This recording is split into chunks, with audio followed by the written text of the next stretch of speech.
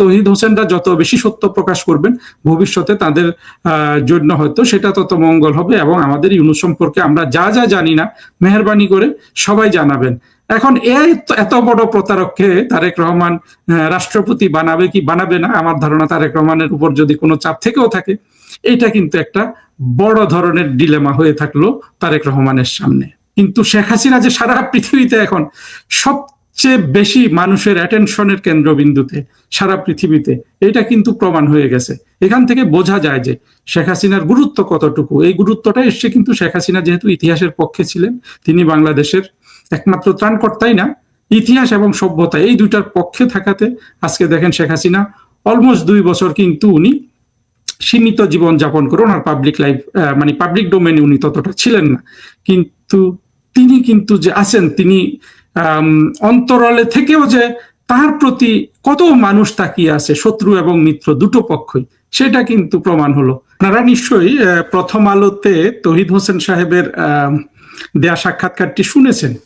সেখানে উনি বলেছেন যে ভারতের প্রধানমন্ত্রী নরেন্দ্র মোদীকে ইউনূস ফোন করেছিলেন, নরেন্দ্র মোদী ইউনূসকে ফোন করেনি। অর্থাৎ ইউনূস যখন প্রধান উপদেষ্টা হয়েছিল তখন আমরা ইউনূস বাহিনী থেকে দেখেছি যে তারা নরেন্দ্র মোদী সাহেব একটা টুইট করেছেন, সেই টুইটের সূত্র ধরে তারা বলেছিল যে নরেন্দ্র মোদী সাহেব ইউনূসকে স্বাগত জানিয়েছেন বাংলাদেশের চিফ এক্সিকিউটিভ হিসাবে। এই বিষয়টা হয়তো এখন আর এত গুরুত্বপূর্ণ নয়, কিন্তু আমরা যদি ইতিহাসটা দেখি ইউনূসের, যে ছোটবেলা থেকে তৈরি হওয়া একটা ডাকাত, একটা বাটপার, একটা মিথ্যাবাদী, কিভাবে থরে থরে থরে থরে মিথ্যা দিয়ে বাংলাদেশ জাতিকে প্রতারিত করেছে। এবং এই প্রতারণা মিথ্যার সাথে জড়িত হয়েছিল মোটামুটি ইউনূসের পক্ষে যত সাইবার সন্ত্রাসী ইউনূসকে ক্ষমতায় বসিয়েছিল। অর্থাৎ ইউনূসের ক্ষমতায় আসা 2024-এর জঙ্গি উত্থানকে সফল করার ক্ষেত্রে যেসব সাইবার সন্ত্রাসী কাজ করেছিল, সেই পিনাকি, ইলিয়াস, কনক সারোয়ার এবং সাথে ছিল জাহেদ, আরো কম পরিচিত ওই যে গোলাম, যে নিউ ইয়র্কে ওয়াশিংটনে ইউনূস যাকে চাকরি দিয়েছে, এরা কিন্তু তখন এটা নিয়ে একটা উন্মাদনা তৈরি করেছিল। এবং আরো একটা জিনিস দেখবেন, ইউনূস কিন্তু প্রত্যেক জায়গায় মিথ্যা কথা বলেছে। জাতিসংঘে গিয়েছিল সে সেই বছর সেপ্টেম্বরে 2024-এর, জাতিসংঘে যাওয়ার পর প্রেসিডেন্ট বাইডেন বারান্দায় ইউনূসের কাঁধে একটা হাত রেখে একটা ছবি তুলেছে ইউনূস, সেটাকে তারা এই শফিক ডাস্টবিন সহ সবাই এটাকে প্রচার করেছিল যে বাইডেনের সাথে বড় একটা মিটিং হয়েছে ইউনূসের। আমাদের অত্যন্ত দুঃখ লাগে 2024-এর যদি আমরা ঘটনা প্রবাহ দেখি, তার মধ্যে সবচেয়ে বড় ছিল আপনার প্রতারণা।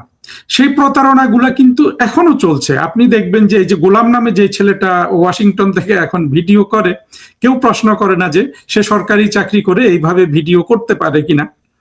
যা হোক, আমাদেরকে পথ দেখিয়ে যাচ্ছে, তারেক রহমানও পথ দেখিয়ে যাচ্ছেন যে উনি কিন্তু অনেক দলীয় লোক, যেসব জায়গায় আগে প্রশাসনের লোক কাজ করতো, অর্থাৎ প্রশাসন বলতে আমি বুঝাচ্ছি সিভিল সার্ভেন্টরা কাজ করতো, সরকারি কর্মচারী কাজ করতো, সেখানে তারেক রহমান সাহেব দলীয় লোক নিয়োগ দিচ্ছেন।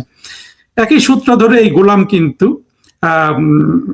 তারেক রহমান সাহেবের বিভিন্ন জায়গায় ওনাকে ডিফেন্ড করে ভিডিও করছে, যেটা আসলে তার কাজের মধ্যে পড়ে না, বা অন্তত সরকারি চাকরি করে যেটা করা যায় না। অবশ্য সে বলবে আমি তো কন্ট্রাক্টে আছি। যখন কন্ট্রাক্টে থাকলেও এগুলা করা যায় না, অতীতে কিন্তু আমরা কখনো দেখিনি। যা করুক না করুক সেটা আমি বড় হিসাবে দেখছি না। প্রথম এটুকুন দেখছি যে আমরা কিন্তু রাস্তাটা দেখছি। দ্বিতীয় হলো যে প্রতারণা, এই গোলাম কিংবা জাহেদ যারা যারা তখন এই মিথ্যা কথাটা সাজিয়েছিল যে নরেন্দ্র মোদী তাকে ফোন করে স্বাগত জানিয়েছে, ঘটনাটা ছিল কিন্তু উল্টো।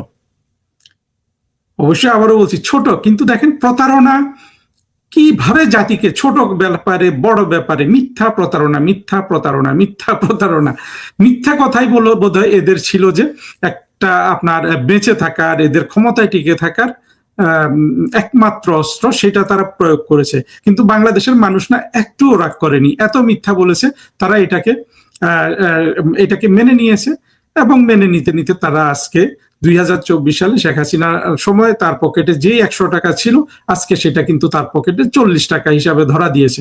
আমি এর আগে প্রধানমন্ত্রী শেখ হাসিনার দিল্লিতে দেয়া পাবলিক বা মিডিয়া স্টেটমেন্ট থেকে অনেকগুলো তথ্য আমি নিজেইও তুলে ধরেছি, অনেকেও তুলে ধরেছেন যে কিভাবে বাংলাদেশটাকে এই 2024-এর জঙ্গি উত্থান দরিদ্র বানিয়ে ফেলেছে। আরেকটা ঘটনা একইভাবে আমি ব্রিগেডিয়ার সাখাওয়াতকে দেখলাম মাহমুদুর রহমান মান্নার সাথে একটা ইন্টারভিউ দিয়ে আর্মি বা ওয়াকার বাহিনী কিভাবে শেখ হাসিনার বিরুদ্ধে চলে গেল সেটা বর্ণনা করেছে। এই নিয়ে আমি একটা পৃথক ভিডিও করেছি, বন্ধুরা আপনাদের জ্ঞাতার্থে জানিয়ে রাখছি। সেই ভিডিওটা এরপরে আপলোড হবে, ওইটা একটু এডিট করা হচ্ছে। আমি যেটা করি, আমি দিনে 3-4 বার কিন্তু এই বক্তব্য দেই ইউটিউবে আপনাদের জন্য, আপনারা সহ্য করেন, শোনেন। কিছু কিছু ভিডিও আমরা একটু এডিট করে, অর্থাৎ যাতে আরেকটু ভালো দেখায় সেটা করি, আর কিছু এরকম সরাসরি লাইভে আমরা ছেড়ে দিচ্ছি। সে এডিট করা ভিডিওতে আমি কিন্তু একটা, বিশেষ করে বাংলাদেশের সেনাবাহিনী বা সামরিক বাহিনীগুলোর জন্য একটা অত্যন্ত গুরুত্বপূর্ণ বক্তব্য দিয়েছি। আমি মনে করি যে মেহেরবানি করে সামরিক বাহিনীর প্রতিটা সদস্য সেটা শুনবেন। সেখানে আমি ওই প্রশ্নটার উত্তর সুরাহা করেছি যে বাংলাদেশের সামরিক বাহিনীগুলোর কাজ কি, বাংলাদেশের একটা বড় জনগণের একটা বড় অংশ তো এই প্রশ্নটা করে। সেই প্রশ্নের উত্তর দিয়ে কিন্তু আমি ওই ভিডিওটা করেছি। এখানে সাখাওয়াতের ওই কথাটায় আসি। সাখাওয়াত কয়েকটা কথা বলেছে। একটা কথা বলেছে যে সেনাবাহিনী বিডিআর হত্যার প্রতিশোধ নিয়েছে 2024-এ শেখ হাসিনা সরকারের বিরুদ্ধে গিয়ে। আচ্ছা, 2024-এর সেই 2009 সালের বিডিআর হত্যার প্রতিশোধ সেনাবাহিনী 2024-এ নিল। কেন নিল? বিডিআর হত্যার জন্য কি বিডিআর এর যে সেনাবাহিনীর বা সেনাবাহিনীর অফিসারদের হত্যাকাণ্ড ঘটেছে সেটার জন্য কি সামরিক মানে শেখ হাসিনা সরকার দায়ী ছিল তখন? আসলে বাস্তবতা কি বলে? মাত্র 1 মাস, মানে জানুয়ারিতে শপথ নিয়ে একটা সরকার ফেব্রুয়ারি মাসে সামরিক বাহিনীর অফিসারগুলোকে মেরে ফেলবে ষড়যন্ত্র করে? এটা কি বিশ্বাসযোগ্য? এই প্রশ্নটা কিন্তু কেউ করছে না। আমি বিডিআর এর ওই হত্যাকাণ্ডে অবশ্য অত্যন্ত দুঃখজনক ঘটনা, এবং এই ঘটনাটা কেন ঘটেছে এটা আমি নিজে কিন্তু অনেক মানুষের সাথে কথা বলার চেষ্টা করেছি, এবং ওই হত্যাকাণ্ডে নিহত হয়েছেন এমন একজন অফিসারের নিকটাত্মীয়, মানে পরিবারের আর কি, পরিবারের একজন মানুষকে আমি জিজ্ঞেস করেছিলাম, যিনি আবার একই সাথে সরকারের একটা অত্যন্ত দায়িত্বশীল পদে ছিলেন, যে এটা কেন হয়েছিল। যত তদন্ত বেরিয়েছে সেখানে কিন্তু মূল ফোকাসটা ছিল যে সৈনিকদের অফিসার কর্তৃক ডিপ্রাইভ করা নানানভাবে। সেখানে ডাল ভাত কর্মসূচি ছিল, অনেক কিছু ছিল। কিন্তু এই যে এত কথা সাখাওয়াতটা বলেন, মূল জিনিসটা যদি সত্যিকার অর্থে খতিয়ে না দেখা হয়, হয়তো আরো অনেক কারণ থাকতে পারে, কিন্তু এই যে সরকারি কর্মচারী হিসাবে বা সামরিক বাহিনী, যে কোনো বাহিনীতে এই যে অফিসার হলেই যে রাজা শ্রেণী, নিচের লোকগুলো যে প্রজা শ্রেণী, এটা কিন্তু বাংলাদেশের সিভিল সার্ভিসের অনেক জায়গায় কিন্তু প্রকট এই অনুভবটা। এখন বিডিআর এর হাতে অস্ত্র ছিল, অনেকের হাতে অস্ত্র থাকে না, কিছু করতে পারে না। এই জায়গাটা কিন্তু প্রতিষ্ঠানগুলোকে সবসময় নজর দেওয়া উচিত।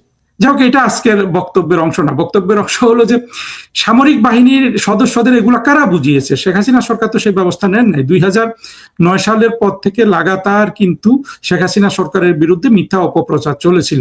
সেই ভারতের কাছে দেশ বিক্রি এবং বিডিআর হত্যাকাণ্ড ঘটনা, এগুলো কিন্তু সাইবার সন্ত্রাসীরা পুরোপুরি বলে যে শেখ হাসিনা সরকার, আওয়ামী লীগের সরকার সেই বিডিআর হত্যাকাণ্ড ঘটিয়েছে। কিসের প্রতিশোধ নিতে? নানান প্রতিশোধের কথা বলে। সেই প্রতিশোধটা কি এটাও স্পষ্ট না। সেটা কি বঙ্গবন্ধু হত্যাকাণ্ডের প্রতিশোধ নেওয়ার জন্য শেখ হাসিনা এতগুলো অফিসার মেরে ফেলেছিলেন?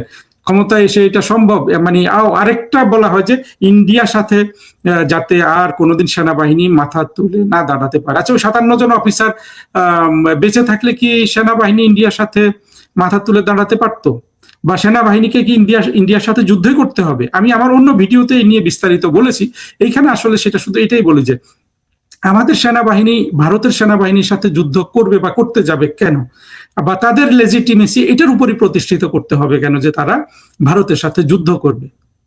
এটা কি কোনো প্রজ্ঞার কথা? এটা কি কোনো আসলে বাস্তব ভিত্তিক? আর একটা যুদ্ধ লেগে গেলে আমাদের সেনাবাহিনী যদি অনেক ক্ষমতাশালী হয় তা আমাদের রাষ্ট্রের অনেক ক্ষতি হবে না? এই যুদ্ধ যদি পরিহারযোগ্য হয় তাহলে লাগাতার কেন সেই যুদ্ধের পেছনে লেগে থাকতে হবে? এটা কিন্তু বাংলাদেশের যে 2-2.5 কোটি জঙ্গি আছে তাদের ধারণা, মানে তাদের মনস্তত্ত্ব কিন্তু সেনাবাহিনী গ্রহণ করেছে যে ভারতের সাথে যুদ্ধ করতে হবে। অনেক তত্ত্ব আছে, 2 সপ্তাহ যুদ্ধ করে টিকে থাকবে, তারপর জাতিসংঘ বা অন্য দেশগুলো এসে এই যুদ্ধ থামাবে। আমি সেনাবাহিনীর সদস্যদের অন্য জায়গায় প্রশ্ন করেছি, এখানেও করছি, যে এই যে তত্ত্বগুলো বা এই নীতিগুলো আপনারা বিশ্বাস করেন, এর চেয়ে কি উন্নততর কোনো নীতি আপনারা খুঁজে পান না? আপনাদের গ্রহণযোগ্যতা বা সমাজে রাষ্ট্রে আপনাদের অপরিহার্যতা প্রমাণের জন্য। আমি আবারও বলছি, এই ভিডিওতে আমি সেখানে দীর্ঘ কথা বলছি না, আমি অন্য একটা ভিডিওতে বলেছি, আশা করি আপনারা শুনবেন। এখন সাখাওয়াতে চলে আসি। এই যে দুইজন উপদেষ্টা, দস্যু ইউনূসের দুইজন উপদেষ্টার নাম বললাম, একজন তৌহিদ হোসেন, একটা সাখাওয়াত হোসেন। সাখাওয়াত হোসেনকে আমরা কিন্তু মাঝে মধ্যে ভাবি যে উনিও হয়তো একটু বিবেকবান আছেন, মাঝে মধ্যে বিবেকের কথাও বলেন। আসলে বোঝা যায় যে এই সাখাওয়াত হোসেনও, তার সম্পর্কে তো অনেক কথা বের হয়েছে যে চট্টগ্রাম বন্দরে তার ছেলে দুর্নীতি করছে, এগুলো আমরা কিন্তু শুনেছি। আসলে এই লোকটা এই 2024-এর জঙ্গি উত্থানের কিন্তু ব্যাপক সুবিধাভোগী এবং দুর্নীতিতে জড়িয়ে আকণ্ঠ মানে টাকা পয়সা কামিয়েছে, এটাই এখন মনে হয়। বিশেষ করে ছেলে মেয়ে মানিক, যে যাকে দিয়ে তো মানে কামাইতে পারে। এই জন্য এদের মুখ থেকে আসলে আর একটা কথা হলো যে সাখাওয়াত তো একটা পাকিস্তানি সেকুলার হলে আসলে সত্য শেখা যায় না, যুক্তি শেখা যায় না। সেই তুলনায় কিন্তু তৌহিদ হোসেনকে আমরা দেখছি যে উনি এখন পর্যন্ত অতিরঞ্জিত কিছু করছেন না, সত্য কথাগুলো প্রকাশ করছেন। ভবিষ্যতে কিন্তু এই সত্যগুলো আমাদের সত্যের মালা গাঁথতে হবে। ইউনূসের মতো দস্যুকে আমাদের তার চরিত্র জাতির সামনে উন্মোচন করতে হবে আমাদের ভবিষ্যৎ প্রজন্মগুলোর জন্য, যাতে ভবিষ্যৎ প্রজন্মগুলো কোনোভাবে আর সমাজে এইরকম ইউনূসের জায়গা তৈরি করে না দেয়। শেখ হাসিনা হয়তো ইউনূসের সাথে পারতেন না, অর্থাৎ 2024-এর আগে শেখ হাসিনা ইউনূস সম্পর্কে অনেক সত্য কথা বলেছিলেন। ইউনূস কিভাবে রাষ্ট্রের বিরুদ্ধে ষড়যন্ত্র করেছে, হিলারি এবং বিল ক্লিন্টনকে নিয়ে কিভাবে বিশ্ব ব্যাংকে পদ্মা সেতুর কাছ থেকে সরিয়েছে, এগুলো আজ দিবালোকের মতো পরিষ্কার। ইউনূস কিভাবে তার সাম্রাজ্য গড়ে তুলেছে, এইটাও কিন্তু অর্থনৈতিক সাম্রাজ্য, এটাও কিন্তু আজকে বাংলাদেশের মানুষের কাছে পরিষ্কার হয়ে গেছে। আমিনুল হক পলাশের সে বই তো আপনারা দেখেছেন, সেটা হয়তো সবাই, আমরা এখনো, আমিও হাতে পাইনি, বইটা পাওয়ার জন্য আমিও অপেক্ষা করছি। ইউনূসের প্রতারণা আমরা কিন্তু সবাই দেখেছি। এবং আমার বক্তব্যটা হলো যে ইউনূসকে শেখ হাসিনা আসলে কোনোদিন 2024-এর আগে এই এত বড় দানব এবং দৈত্যকে শেখ হাসিনার ক্ষমতা ছিল না পরাজিত করার। কিন্তু 24-এর জঙ্গি উত্থান দেখেন, সারা বাংলাদেশের সামনে ইউনূসকে কিন্তু উন্মুক্ত করে ফেলেছে। এবং ইউনূস কিন্তু ন্যাচারালি, শেখ হাসিনা যে বলেন ন্যাচারালি যে একটা শুদ্ধ অভিযান চলে, সেই মানে প্রাকৃতিক শুদ্ধিকরণের মাধ্যমে ইউনূস আজকে বাংলাদেশের জাতির সামনে পরিষ্কার হয়ে যাচ্ছে। এবং তৌহিদ হোসেনরা যত বেশি সত্য প্রকাশ করবেন, ভবিষ্যতে তাদের জন্য হয়তো সেটা তত মঙ্গল হবে। এবং আমাদের ইউনূস সম্পর্কে আমরা যা যা জানি না, মেহেরবানি করে সবাই জানাবেন। আর এই ভিডিওটা শেষ করছি বন্ধুরা, বেশি কথা বলার প্রয়োজন নাই, দুটো গুরুত্বপূর্ণ কথা আপনাদের সাথে শেয়ার করলাম। এবং শেখ হাসিনার গতকালকের বা ওই তার যে দিল্লিতে যে বক্তব্য দেওয়া হয়েছে, আপনারা জানেন এর মধ্যে এটা প্রায় 50 কোটি মানুষ দেখেছে। চিন্তা করেন, এই 50 কোটি মানুষ তো সব শেখ হাসিনার সমর্থক না, কিন্তু শেখ হাসিনা যে সারা পৃথিবীতে এখন সবচেয়ে বেশি মানুষের অ্যাটেনশনের কেন্দ্রবিন্দুতে সারা পৃথিবীতে, এটা কিন্তু প্রমাণ হয়ে গেছে। এখান থেকে বোঝা যায় যে শেখ হাসিনার গুরুত্ব কতটুকু। এই গুরুত্বটা এসছে কিন্তু শেখ হাসিনা যেহেতু ইতিহাসের পক্ষে ছিলেন, তিনি বাংলাদেশের একমাত্র ত্রাণকর্তাই না, ইতিহাস এবং সভ্যতা এই দুটার পক্ষে থাকাতে আজকে দেখেন শেখ হাসিনা অলমোস্ট 2 বছর কিন্তু উনি সীমিত জীবন যাপন করে, ওনার পাবলিক লাইফ মানে পাবলিক ডোমেনে উনি ততটা ছিলেন না, কিন্তু তিনি কিন্তু যে আছেন, তিনি অন্তরালে থেকেও যে তার প্রতি কত মানুষ তাকিয়ে আছে, শত্রু এবং মিত্র দুটো পক্ষই, সেটা কিন্তু প্রমাণ হলো। এবং আমাদের সবাইকে শেখ হাসিনার প্রতি আস্থা রাখতে হবে। এবং আপনারা জানেন যে তারেক রহমানের সরকার কিন্তু কোনোভাবে অর্থনীতির উন্নতি করতে পারবে না, পারছেও না। বাংলাদেশের মানুষ দরিদ্র হয়ে যাচ্ছে, এরা দ্রুত দরিদ্র হবে। যত দেরিতে শেখ হাসিনাকে ডাকবে তারা দরিদ্রতর থেকে দরিদ্রতম হতে থাকবে। এটা আমাদের জন্য, বিশেষ করে শেখ হাসিনা সৈনিকদের জন্য একটা মধুর সিচুয়েশন না? বলুন না, নিজেকে প্রশ্ন করে দেখুন। এইটা চিন্তা করে সবাই ধৈর্য ধারণ করুন। আসলে আমাদের সামনে সুদিন আসছে, কারণ আমি যতটা বুঝি বাংলাদেশের মানুষকে, তারা সবকিছু, তারা জঙ্গি প্রেমী সবকিছু, কিন্তু ক্ষুধার ব্যাপারে তারা অধৈর্য। এবং ক্ষুধাটা যে সমাজের সুবিধাভোগী রাজনীতিবিদ, আমলা বা দুর্বৃত্ত শ্রেণী, দুর্নীতিবাজদের কারণে তারা ক্ষুধা তাদের নিত্যসঙ্গী হয়ে যাচ্ছে, সেটা তারা বুঝতে পারেন। ওই জায়গায় হলো তারা প্রতিবাদ করবেন এবং বাংলাদেশের অন্যান্য সরকারগুলোর সাথে বা সরকার প্রধানদের সাথে শেখ হাসিনার একটা তুলনামূলক চিত্র তারা মনে মনে আঁকবেন। আর যেদিন তারা ব্যাপারটা বুঝতে পারবেন, সেই দিন কি আসলে কোনো ধরনের দমন পীড়ন ওয়াকার বাহিনী এই জনতাকে থামিয়ে রাখতে পারবে?